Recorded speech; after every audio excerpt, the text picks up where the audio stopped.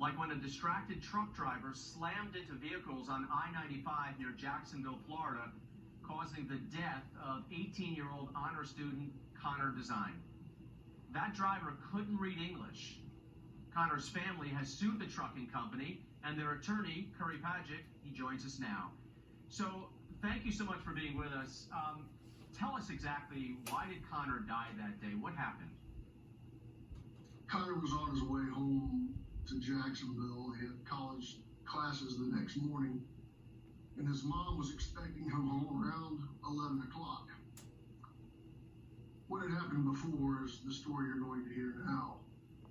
At about 9:10 p.m., a Russian driver of a truck who was not licensed, who did not have a CDL, had caused a crash on I-95, causing a truck to explode on the interstate. The cars backed up for miles, 3 lanes wide, a mile long, like a Christmas tree lit up. And along came, an hour and a half later, another driver named Yadwander Senga.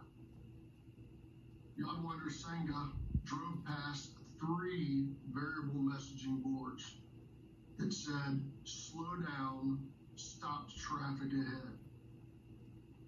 Problem was, Yadwander Senga could not even read English.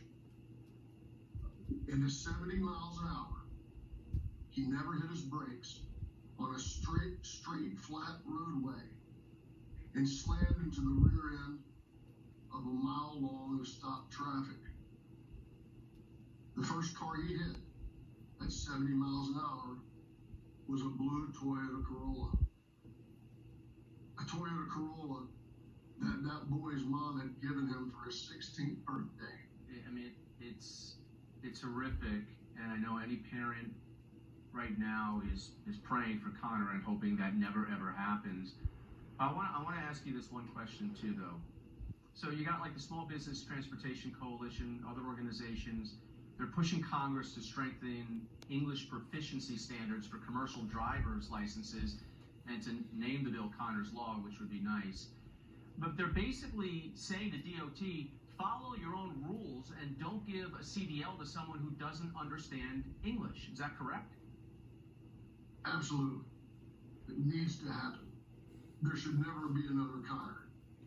There's a felony prosecution in Jacksonville right now where there's a ring of Russians and Ukrainians who can't read or write English, and they're putting microphones in their ears and cameras on their chest, and someone's out in the parking lot telling them the answers to the questions.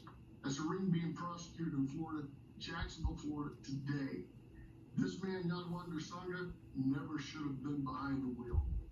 There should never be another Connor.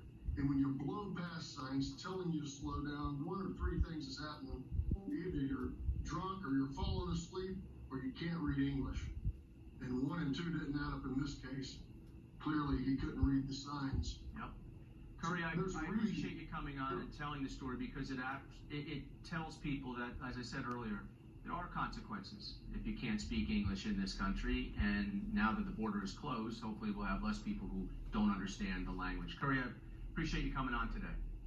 For sure. All right, so President Trump issued